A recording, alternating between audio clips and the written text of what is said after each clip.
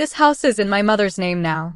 If you don't like it, I'll file for divorce tomorrow morning." The words didn't just echo. They sliced through the living room like something sharp and irreversible. Claire Bennett stood frozen near the staircase, her fingers gripping the wooden railing so tightly her knuckles turned pale. Just hours ago, this place had smelled like fresh paint and new beginnings. Now, it felt like a battlefield. Across from her, Ryan Carter stood tall, one hand pointing toward the front door as if he owned not just the house, but the air inside it. "Go ahead," he added coldly, his voice steady, almost bored. "Take your father and leave. This house stays with me. With my mother." Behind him, Gloria Carter crossed her arms with quiet satisfaction, her lips curling into a faint, victorious smile. Thomas Bennett didn't argue. He simply stood there, calm, watching. That silence made Ryan feel powerful. But what he didn't realize was this: that same silence was the moment everything began to fall apart. Because when a man mistakes kindness for weakness, he never sees the consequences coming.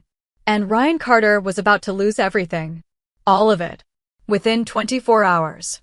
Claire Bennett had never been the kind of woman who raised her voice. She believed in patience, in compromise, in the quiet strength of holding a family together, even when things felt like they were slipping through her fingers.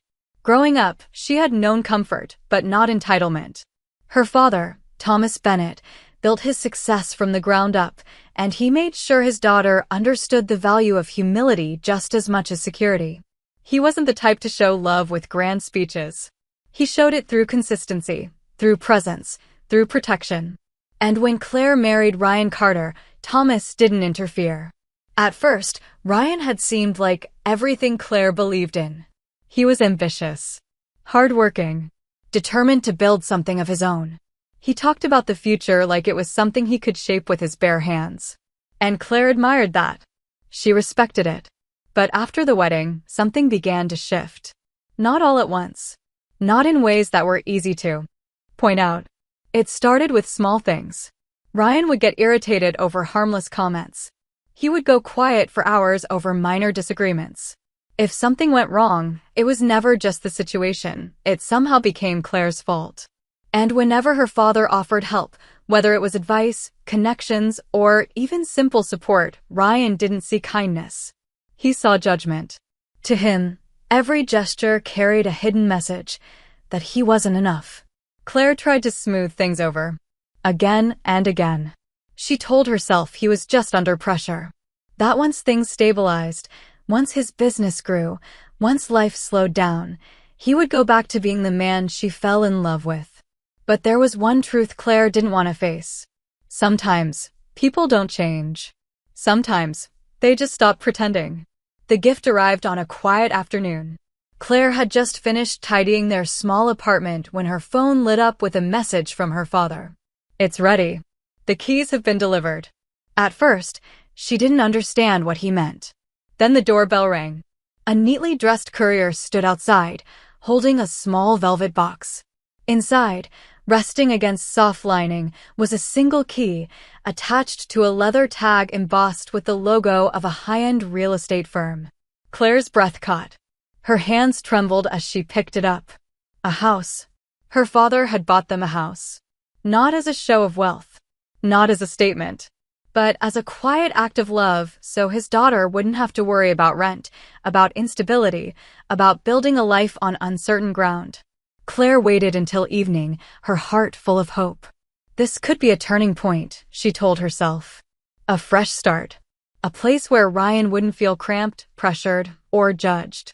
When Ryan finally came home, exhaustion clung to him like a second skin.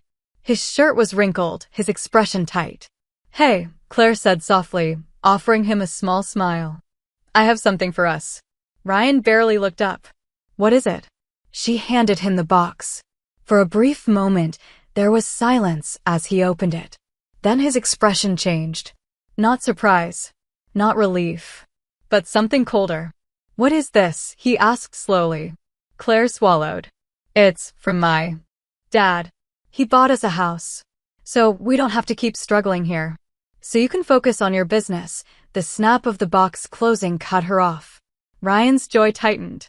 "So that's it," he said quietly. "Your father thinks I can't even provide a home for my own wife." "No, Ryan, that's not what this is. It's exactly what it is." His voice didn't rise, but it hardened. And in that moment, Claire felt something shift again. Only this time, it didn't feel small. It felt like the beginning of something she wouldn't be able to fix. That night, the apartment was unusually quiet. Claire lay still beside Ryan, her back turned to him, pretending to be asleep. The tension from earlier hadn't faded, it lingered in the air, heavy and unresolved. Sometime past midnight, she woke up. At first, she didn't know why. Then she noticed the empty space beside her. Ryan was gone. A faint glow spilled in from the kitchen, along with the low murmur of his voice. Claire sat up slowly, her heart beating just a little faster. Something about the tone. It didn't match the anger from earlier. It sounded light. Careful not to make a sound, she stepped out of bed and moved toward the hallway. Ryan stood with his back to her, one hand in his pocket, the other holding his phone. The key, her father's key, twirled loosely between his fingers. "Yeah, Mom," he said under his breath, a quiet chuckle slipping through. "It's bigger than I expected. Way nicer than anything back home." Claire froze. Her breath caught in her throat. "I'll come get you first thing tomorrow," Ryan continued casually. "Bring your things. Don't worry about space. We've got plenty now." A pause. Then, softer, almost proud, "The master bedroom's yours." The words hit Claire like ice water. Her fingers curled against the wall for support as the truth settled in. This wasn't about pride. It never was. Ryan wasn't hurt. He was planning. And Claire had just been the last person to find out. The next morning, Claire didn't wait for Ryan. She needed space. Time to think. To breathe. So she took a ride out to the new house alone. The neighborhood was quiet, lined with clean sidewalks, trimmed hedges, and houses that reflected calm, steady lives. It was the kind of place Claire had always imagined building a future in, peaceful, safe, untouched by conflict. For a moment, as she stepped inside and opened the windows, she allowed herself to believe things might still work out. Sunlight spilled across the hardwood floors. The air smelled fresh, new. Hope lingered. Until it didn't. The roar of an engine shattered the silence. Claire turned toward the window just as a worn-out moving truck pulled up in front of the house. The paint was faded. The exhaust thick and dark, completely out of place in the pristine street. Her stomach dropped. The passenger door swung open. Gloria Carter stepped out. Even from a distance, Claire could see the confidence in her posture, the way she scanned the house like it already belonged to her. Within seconds, the back of the truck was opened, and two movers began unloading furniture. Old furniture. Scratched wood. Faded fabric. Pieces that didn't match the elegance of the home in any way. Claire rushed outside. "Gloria, what's going on?" she asked, her voice tight. Gloria didn't even slow down. "Oh, good. You're here," she said casually. "Tell them to bring the wardrobe inside first. It goes in the master bedroom." Claire blinked, stunned. "The master bedroom? That's Ryan and I, isn't it obvious?" Gloria cut in, her tone sharp. "Ryan told me everything last night. I'm moving in." The words landed with a weight Claire couldn't process fast enough. "This house is for our family now," Gloria continued, brushing past her. "And I'm not sleeping in some guest room like a visitor." Before Claire could respond, Gloria was already walking inside, giving orders, directing movements, completely ignoring the fact that she had never been invited. The movers followed, dragging heavy furniture across the pristine floors. Claire stood frozen at the doorway, watching as every piece of her father's gift, every inch of the space she had imagined as a new beginning, was being taken over in real time. Not slowly, not subtly, but completely. And in that moment, Claire realized something she couldn't ignore anymore. She wasn't losing control of the situation. She had already lost it. By the time Ryan arrived that afternoon, the house no longer felt like Claire's. It barely felt like a home at all. Gloria had already rearranged half the living room. The elegant, minimal decor Claire had carefully chosen was pushed aside, replaced with loud colors and mismatched pieces that clashed with everything around them. Ryan stepped inside, glanced around, and smiled. Not in surprise. In approval. "See," he said casually, loosening his collar. "Feels more like a real home now." Claire stared at him, disbelief washing over her. "Ryan, we need to talk," she said, her voice trembling despite her effort to stay calm. "You can't just move your mother in without even discussing it with me." Ryan's expression hardened instantly. "Discuss?" he repeated. "Why do I need your permission to take care of my own mother?" "That's not what I said. This is our space. We need boundaries." Privacy, he cut her off with a sharp laugh. "You're talking about privacy in a house your father bought?" The words hit harder than she expected. "I'm not trying to control anything," Claire said quickly. "I just want us to decide things together." "No," Ryan snapped. "What you want is to remind me that this place isn't mine." Claire shook her head. "That's not true." "Then stop acting like it." The room fell silent.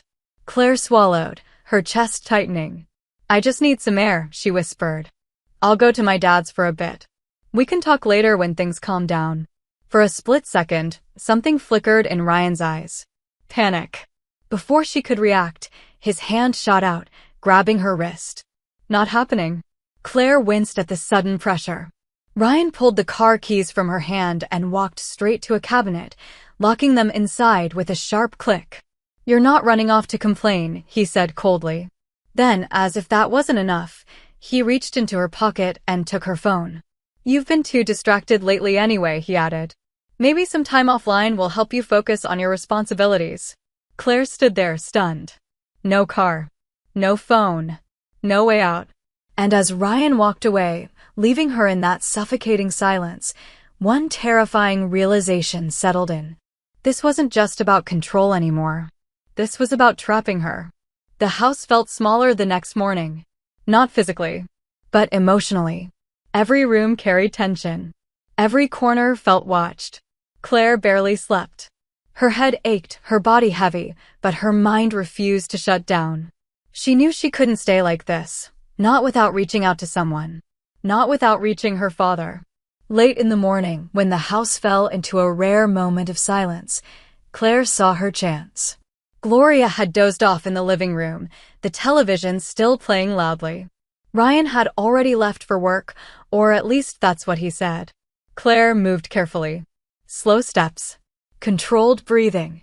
She made her way into the kitchen, her eyes fixed on the wall-mounted landline phone she had noticed the day before. Her hands trembled as she picked it up. She dialed the number from memory. 1 ring. 2. 3. Hello. Relief flooded her chest. "Dad, I trying to call your father behind my back?" The voice wasn't Thomas. It was Ryan. Claire's blood ran cold. She turned slowly. There he was. Leaning against the hallway entrance, phone pressed to his ear, eyes locked onto hers with a chilling calm. He hadn't gone to work. He had stayed. Watching. Waiting. Claire's grip loosened. The receiver slipped from her hand, swinging against the wall with a dull thud. For a moment, no one spoke. Then the doorbell rang. Loud. Sharp. Cutting through the suffocating silence. Ryan's expression changed instantly. Not anger. Fear. Claire's heart began to pound. Because deep down, she already knew who was standing on the other side of that door. And for the first time since all of this began, she wasn't alone anymore. Ryan opened the door with a forced smile that didn't reach his eyes. "Mr. Bennett, what a surprise," he said, stepping aside just enough to let Thomas in. Thomas Bennett walked in slowly, his presence calm but unmistakably heavy. His eyes moved across the room, taking in every detail without a word. The clutter. The mismatched furniture. The faint smell of something stale that didn't belong in a house like this. And most importantly, the absence of his daughter. "Where's Claire?" Thomas asked, his tone even. Ryan cleared his throat. "She's not feeling well. Just resting in one of the rooms." Thomas didn't respond immediately. Instead, he took a few more steps forward, his gaze shifting toward the hallway, toward the closed door. Behind it, Claire stood frozen, her hand pressed against the wood, her breath shallow. She could hear everything. "I'd like to see her," Thomas said. Ryan moved slightly, positioning himself between Thomas and the hallway. "She really needs rest." "It's just a headache," a loud crack interrupted him. From the kitchen. Both men turned. Gloria stood there, stiff, a broken ceramic vase at her feet. Her hands trembled, but not from guilt, more from being caught. Thomas's eyes narrowed slightly. "Your maid?" he asked calmly, glancing at Ryan. Ryan hesitated. Then, louder than necessary, "That's my mother." The room shifted. The lie was gone. And with it, any illusion Ryan had been trying to maintain. Claire couldn't stay hidden anymore. She pushed the door open and stepped out, her eyes red, her hair disheveled. "Dad," Ryan turned sharply. "Claire, I told you to stay and stop," she cried, her voice breaking. "Don't talk to him like that." Silence fell. Heavy. Unavoidable. Ryan let out a cold laugh, shaking his head. "You know what? Fine. Let's stop pretending." He stepped forward, his voice rising, confidence flooding back in now that everything was exposed. "I'm done being treated like I'm less than," he said, pointing toward Thomas. "You think you can walk in here, buy a house, and control everything?" Thomas didn't move. Didn't react. That calm only made Ryan louder. "This is my house now," Ryan continued. "And my mother stays. That's not up for discussion." Claire shook her head, tears slipping down her cheeks. "Ryan, please. This isn't right." "Then choose," he snapped. The word hit harder than anything else. "Choose what?" Claire whispered. Ryan's gaze locked onto hers, cold and unyielding. "Me or him?" The room went still. "If you walk out that door with your father," Ryan added, his voice dropping into something dangerously quiet, "don't bother coming back." Claire's breath caught. Her world narrowed to that single moment. The man she married. The man who raised her. And a decision she had never imagined she would have to make. Thomas finally spoke, his voice low, steady. "Claire," he said, without looking at Ryan, "I won't tell you what to do." A pause. "But ask yourself this, very carefully." He turned slightly, his eyes meeting hers. "Are you willing to spend your life with someone who can throw you away this easily?" The question didn't demand an answer. It revealed one. Claire closed her eyes. And for the first time, she saw everything clearly. Claire opened her eyes slowly. The tears were still there. But something else had replaced the confusion. Clarity. She turned to Ryan, really looking at him this time, not as the man she once loved, but as the man standing in front of her now. Cold. Demanding. Certain he had already won. Then she looked at her father. And in that moment, the choice didn't feel impossible anymore. "Dad," her voice trembled, but it didn't break. "Take me home." The words hung in the air. Final. Ryan let out a sharp laugh, clapping his hands once, as if he had just heard a joke. "Good," he said. "Go. Run back to your father like you always do." Claire didn't respond. She simply walked past him. No argument. No hesitation. Just silence. Thomas placed a steady hand on her shoulder and guided her toward the door. Neither of them looked back. Behind them, Gloria scoffed loudly. A wife who chooses her father over her husband was never worth keeping. Ryan smirked, leaning casually against the wall. "She'll regret it," he said. "They always do." But as the door closed, something shifted. Not for Claire. For him. That night, the house was brighter than ever. Every light turned on. Music playing. Food spread across the table. Ryan invited a few friends, a couple of neighbors, anyone who would listen. He told them the same story. How he stood his ground. How he took control of his life. How the house was finally his. Gloria walked around like she owned the place, showing off rooms that weren't hers, laughing louder than necessary. For a few hours. It worked. People nodded. Smiled. Praised him. And Ryan soaked it in. The validation. The illusion. The feeling that he had won. But some victories don't last long enough to matter. The laughter didn't last. It started with a small flicker. Barely noticeable at first. One of the lights above the dining table dimmed, then steadied again. Ryan ignored it, raising his glass mid-story, still basking in the attention. Then everything went dark. No warning. No slow fade. Just instant silence as the entire house lost power. The music cut off. Conversations died mid-sentence. What happened? Someone asked from across the room. Ryan forced a laugh. Probably just a breaker. Give me a second. He walked toward the wall, flipping switches that did nothing. The room stayed black. A few guests turned on their phone flashlights, beams of white cutting awkwardly through the space. Then someone tried the kitchen sink. Nothing. No water. Just a hollow, dry hiss from the pipes. The mood shifted immediately. This wasn't a simple glitch. Ryan stepped outside, his chest tightening as he looked down the street. Every other house was glowing. Lights on. Normal. Only his house sat in darkness. A quiet, suffocating kind of darkness. Behind him, guests began to gather their things, murmuring polite excuses. Early morning tomorrow. Call us when it's fixed. Within minutes, the house emptied. The same space that had been full of laughter now felt cold. Exposed. Ryan stood alone in the doorway, staring at the silent street. The illusion had cracked. And for the first time, doubt crept in. Ryan didn't sleep that night. He sat in the dark living room, the silence pressing in on him from every direction. His phone screen was the only source of light, reflecting against his tired eyes as he refreshed his banking app again and again. The numbers didn't change. They were worse than he thought. Between the move, the furniture, the party, and everything else he had been trying to keep up with, his account was nearly drained. By morning, there was only one option left. His biggest client, Apex Logistics. They made up more than half of his company's revenue.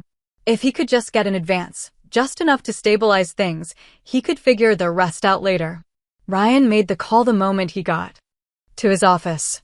The line connected quickly, but the voice on the other end wasn't the one he expected. Mr. Carter, the man said, formal and distant. We were actually about to contact you. Ryan forced a laugh. Perfect timing then. I wanted to discuss the next payment. If there's any way to process it earlier, I'm afraid that won't be necessary. Ryan paused. What do you mean? There was a brief silence. Then, as of this morning, all contracts between Apex Logistics and your company have been terminated. The words didn't register at first. Ryan blinked. That's not possible. We have 6 months left. There hasn't been a single complaint. This decision comes from upper management, the voice continued. Effective immediately. A click. The call ended. Ryan lowered the phone slowly. The room felt like it was tilting. Because deep down, he already knew. This wasn't random. This wasn't business. This was personal. And somewhere in the back of his mind, a name surfaced. Thomas Bennett. Ryan drove home faster than he should have. His thoughts were scattered, his chest tight, every possible solution collapsing before it could even form. When he stepped inside, the heat hit him first. No air conditioning. No water. Just thick, stagnant air and the sound of Gloria pacing. Finally, she snapped. Where have you been? I can't live like this. It's unbearable. Ryan ran a hand through his hair. We have bigger problems than comfort right now. Gloria stopped pacing. Then, strangely, she smiled. I already handled it. Ryan froze. Handled what? The money, she said, almost proudly. Someone came by earlier. A very nice man. Said he could help us with a loan fast, easy approval. Ryan's stomach dropped. What did you sign? Oh, don't look at me like that. Gloria waved him off. It's just temporary. We used the house as reference. Once things settle, we pay it back. Ryan felt his pulse spike. Mom, you don't understand. That's not how this works. A loud metallic bang cut him off. From outside. Then another. Heavy. Aggressive. Ryan turned slowly toward the front door. Through the window, he saw them. 3 men. Standing at the gate. One holding a clipboard. Another. Gripping the bars like he was already deciding how to break them. Gloria's smile faded. What is that? She whispered. Ryan didn't answer. Because this time, he didn't have one. Before Ryan could even react, another car pulled up. Sleek. Quiet. Out of place among the tension building at the gate. The men outside stepped aside slightly as a well-dressed man exited the vehicle, adjusting his tie as he walked toward the front door with calm precision. He knocked once. Firm. Controlled. Ryan hesitated, then opened the door halfway. "Yes," he asked, trying to sound composed. The man offered a polite nod. "Mr. Carter, I'm here on behalf of the Bennett estate. I believe this concerns you." Ryan's chest tightened. "I'm busy," he said quickly. "If this is about bills, I'll handle them. It's not about utilities," the man interrupted gently, opening a leather folder. "It's about ownership." The word landed harder than anything else that day. Ryan said nothing. The man continued. "According to our records, the transfer of this property was never finalized. The title remains fully under Mr. Thomas Bennett." Ryan blinked. "That's not possible." "We were given the keys, a preliminary access arrangement," the man clarified. "Conditional. And that condition has now been revoked." Silence. Cold. Absolute. "Due to misuse of the property and breach of agreement," he added, "Mr. Bennett has exercised his legal right to reclaim full possession." Ryan's hand tightened on the edge of the door. "You're saying this isn't my house?" The man met his gaze evenly. "I'm saying it never was." Ryan felt something inside him collapse. Not crack. Collapse. "You have 24 hours to vacate the premises," the man continued. "Failure to comply will result in formal eviction proceedings." Behind him, the men at the gate shifted again. Waiting. Watching. Ryan stood there, unable to move. Because in a single moment, everything he thought he owned vanished. The next morning came too fast. Ryan hadn't slept. He sat on the floor for hours, staring at nothing, while the reality of the past 24 hours settled in like a slow, suffocating weight. At exactly 9, they arrived. A security truck. 2 officers. And behind them, a police car. No sirens. No drama. Just procedure. A knock on the door. Firm. Final. Ryan didn't answer. He didn't have to. The door opened anyway. "Mr. Carter," one of the officers said calmly, stepping inside. "Your time is up." Gloria rushed forward immediately. "You can't just come in here." "This is our house." "No, ma'am," the officer replied, his tone still neutral. "It isn't." And, just like that, it began. Drawers opened. Boxes carried. Furniture moved. Everything that had felt permanent just yesterday was now being handled like temporary clutter. Outside, neighbors slowed their steps. Some stopped completely. Whispers spread. Phones came out. Ryan stood frozen in the center of the living room, unable to speak, unable to stop any of it. This was the same doorway he had stood in just a day ago. The same place where he pointed and told Thomas Bennett to leave. Now he was the one being removed. Piece by piece. Gloria's voice rose into panicked shouting as her things were dragged outside, cheap suitcases, mismatched clothes, everything spilling onto the sidewalk. The sky above turned gray. Heavy. Oppressive. Ryan stepped outside slowly, the weight of dozens of eyes pressing against him. And then he saw it. A white car, slowing just enough. The window rolled down. Claire. She didn't say anything. Didn't cry. Didn't look angry. She just looked at him. Like he was nothing. Then the window rolled back up. And the car drove away, leaving Ryan standing there with nothing left to lose. The rain started not long after. Cold. Steady. Unforgiving. Ryan and Gloria stood on the sidewalk, surrounded by what little they had left, boxes half open, clothes damp, everything exposed under the gray sky. For a long moment, neither of them spoke. Then Gloria grabbed his arm. "We have to go to Claire," she said urgently. "She's your wife. She won't leave us like this." Ryan didn't answer, but he moved. Because deep down, he had nowhere else to go. The drive felt longer than it was. By the time they reached the Bennett estate, the rain had soaked through everything: clothes, shoes, pride. Ryan stepped up to the gate, his hands trembling as he pressed the intercom. No response. He pressed it again. Nothing. Claire, he shouted, his voice breaking. Please, just talk to me. Gloria joined in, her voice sharp with desperation. Open the door. We're family. Silence. The house stood still. Untouched. Unmoved. Ryan's fists slammed against the iron gate. Once. Twice. Claire, I made a mistake, he yelled. I'll fix it, I swear, just give me a chance. High above, behind a second-floor window, a figure stood. Watching. Claire. She didn't step forward. Didn't speak. She simply looked down at the man who had once made her choose between love and dignity. And then she turned away. The curtain closed. The light went out. And with it, so did Ryan's last chance. Some doors don't slam. They close quietly. And never open again. Some people think they lose everything in a single moment. But that's not how it really happens. Loss doesn't come all at once. It builds slowly. In the small choices. In the words we say when we think we're in control. In the way we treat the people who choose to stand beside us when we have nothing. Ryan didn't lose his house in one day. He didn't lose his business in one phone call. And he didn't lose Claire at that door. He lost all of it long before that, the moment he chose pride over respect, control over partnership, and ego over gratitude. Because the truth is, the people who help us the most are often the ones we take for granted the fastest. And once they walk away, once they finally decide they've had enough, there's no negotiation left. No second chance waiting behind the door. Just silence. So tell me, at what moment do you think Ryan really lost everything? Was it when the lights went out? When the contract ended? Or when Claire chose to leave? Let me know in the comments below.